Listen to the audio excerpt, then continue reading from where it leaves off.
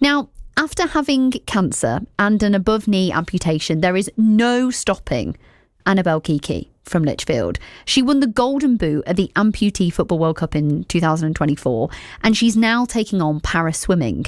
Oh, and that's just the sport side, by the way. She's also an actor and a model who has been in Italian Vogue. There is so much to talk about here.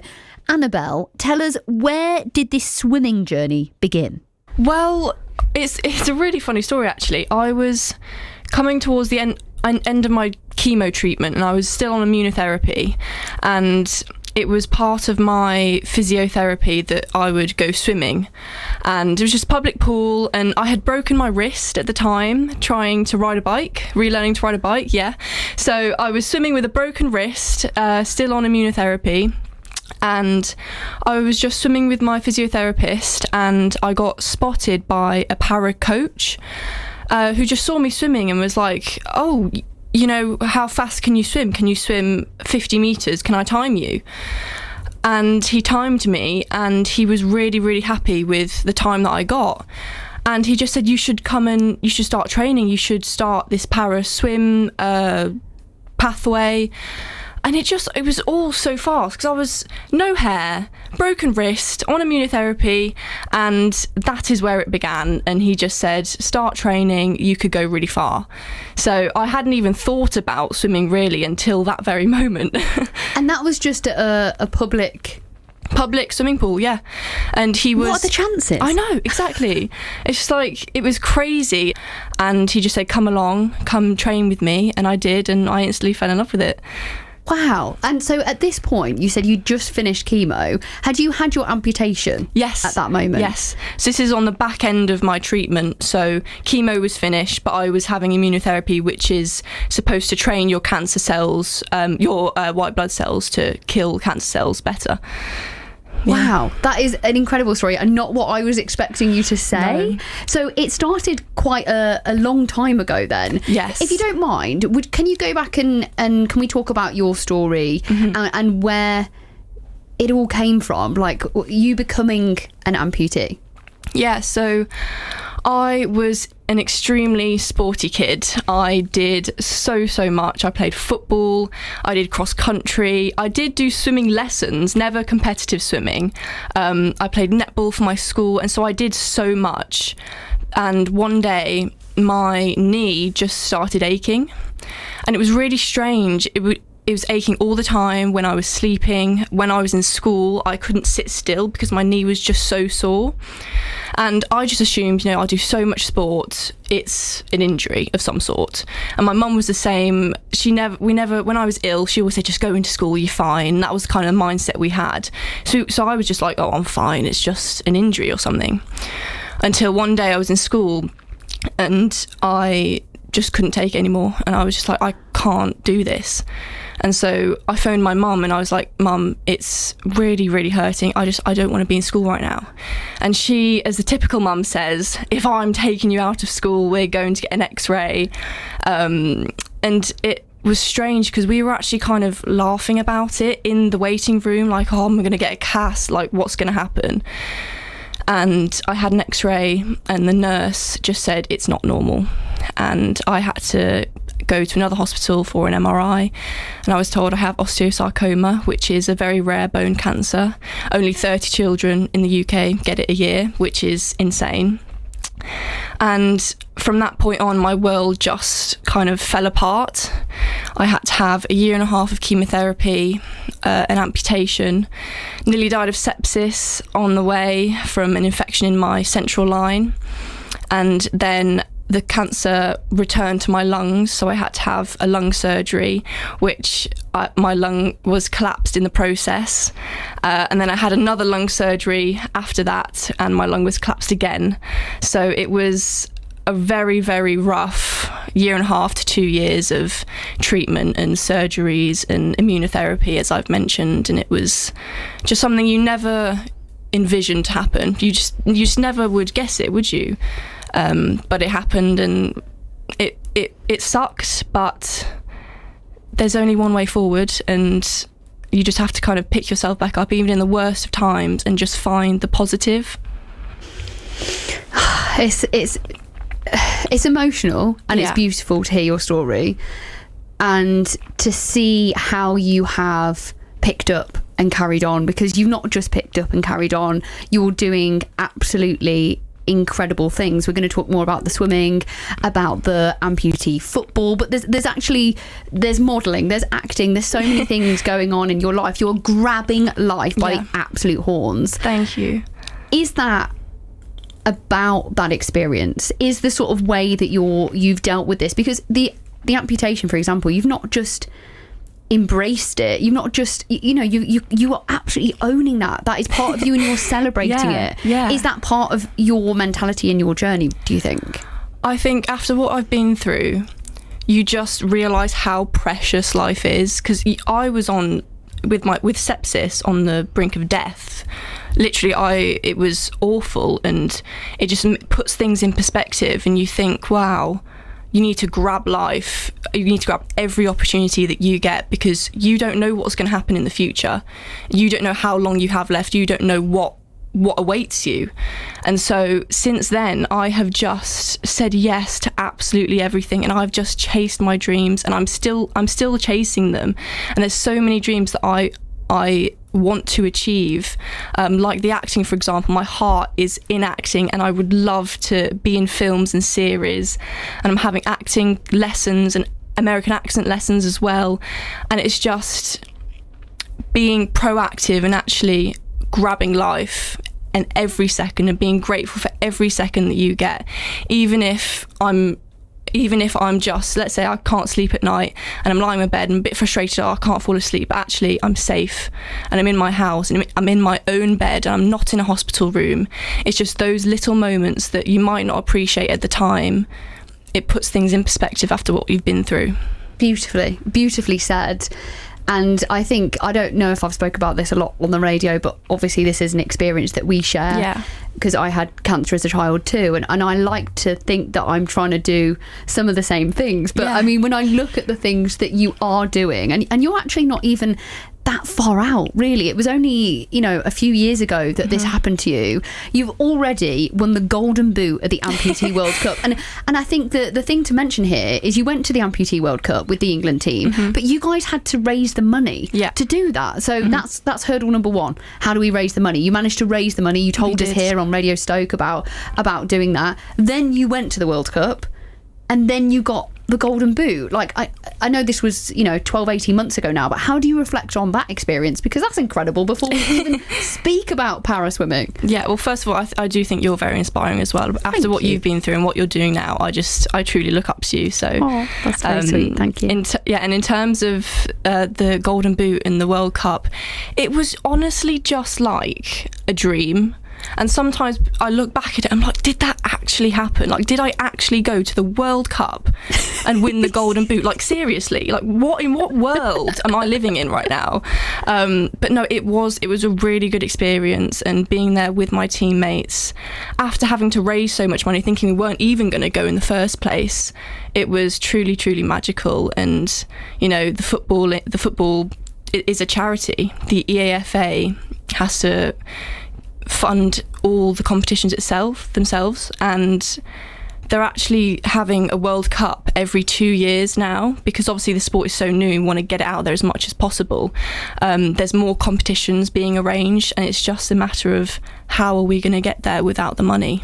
It's tough. Yeah. It's difficult, but I have no doubt that you will chase that dream as part of the many, many dreams that you're chasing at the moment, which I absolutely love. And I'm the same. I can't choose. I want to do all of the things, because you never know. Yeah, why not? Just give it a go. Yeah. And that's what you're doing now with para swimming. So let's go back to the start of that journey. So you're not long after this really difficult experience, after the chemo, the immunotherapy, the amputation, and somebody goes, do you know what, you're actually pretty good at this. You're actually all right at swimming. Yeah, maybe you should think about this. And then there's quite a complex classification situation, isn't there? So talk me through what happened next. What happened after that? So the classification process, it takes so long. It took me a year and a half to 2 years to get classified. And how the classification works is you will be put in a category, basically, depending on your level of disability. So as an above-knee amputee, I am in a category with other above knee amputees and amputees that have 2 legs and are missing part of their hand or part of their arm. Now, I don't know how fair that is, because in front crawl, they have more power with their legs, and I've not got relatively big hands, so I've got 2 little shovels trying to like pull me through the water. You can tell how new I am to swimming by my use of technical terms. But yeah, it was a really interesting process. They just measured my limb, my little leg as I call it, and they watched me swim, and that was pretty much it. And then I took part in a para competition in the afternoon. So it was a very quick process when we got to it, but that process in the beginning took 1.5 years to get to that point. Wow. Yeah. What has it been like joining the world of para swimming? Because you are new to it. Like, so many people have been doing it since they were children, exactly. Their whole lives. I'm definitely the underdog in the S9. I'm an S9 swimmer, so I'm definitely the underdog in the S9 category. But compared to the football world, swimming is so much more intense. I thought football was intense, but with swimming you have to get all this gear and the Crocs and all this stuff that and the swimming costumes that apparently make you faster. It's so exciting though, and I really enjoy it. I'm swimming with just a mainstream club with, you know, all able-bodied people, and I do a lot of mainstream galas, so I'm swimming against people with 2 legs, just 2 arms, 2 hands, and it's quite funny because you are put in a heat based on your time. So I'll be up against people with the similar time as me. Now, those are usually 12-year-olds. And obviously, because I've got 1 leg, I'm obviously going to be slower than people my age. So I'm against 12-year-olds, and I'm naturally very tall. So when I'm against these 12-year-olds, we line up and we walk to our blocks, and I just tower over them. And it's really funny because I'm just the tallest one there. They look so small compared to me, and then I have to take my leg off in front of the crowd of everybody watching, and I have to balance on the block without my leg on. So it's definitely been a process of getting used to everything, but it is very exciting and I do really enjoy it. What's the plan? What's the goal? What would you like to do with para swimming? Well, obviously I'm so new to this, and you know, I think maybe in the future, if I'm good enough, I will, fingers crossed, go to a Paralympics. I don't think that will be 2028. I think it will probably be, if I do, 2032 maybe. You never know. Well, I mean, you never know, but I actually have a gala this weekend coming up, and I also have a gala in Swansea where I'm against all the professional S9 swimmers, and that's where they qualify for the Commonwealth Games. And listen, it's so cool, but I think with everything that's going on in my life with the modelling and the acting, and I'm actually the first youth ambassador for the Bone Cancer Research Trust, there's just so much that I do that right now it is a hobby for me, and I can only really swim 3 times a week. And with the level of training that these S9 swimmers do, if I were to go to the Paralympics or the Commonwealth Games, it would be training every day, and I would have to put so much work into that. And I think at the moment I'm just still figuring out what path I want to take, and I'm still in that space where I want to do everything, and I don't want to set my mind on one thing right now if there's other things that I want to do as well. Well, you've got options. You've got many options in front of you.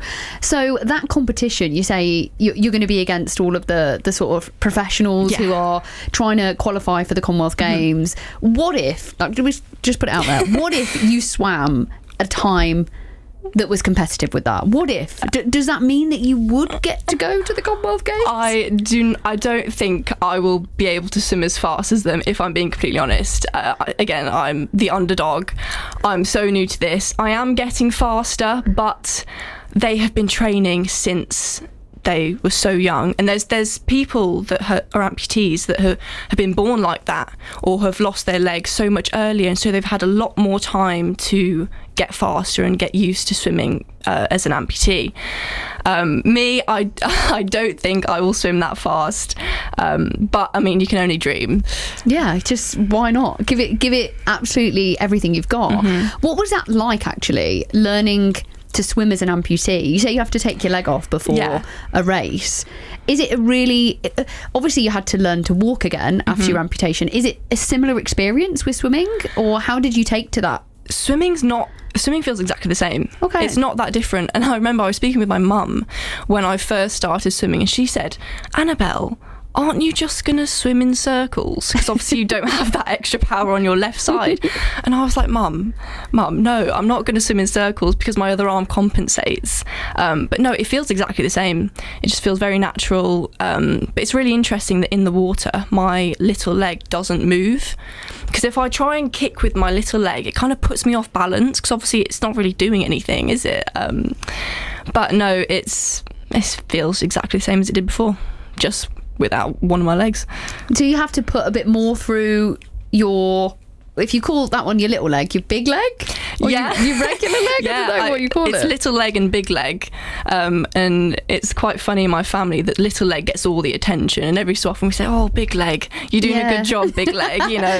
You're doing a lot. We forget about you sometimes, but yeah, you're doing a lot.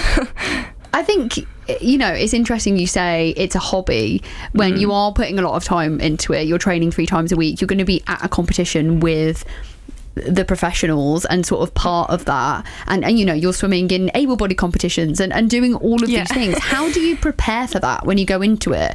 Because if I know anything about you, and I know a little bit about you now, I don't think you approach it like a hobby. I think you take it seriously, or do you approach it in a relaxed way? How do you prepare when you're going into a competition?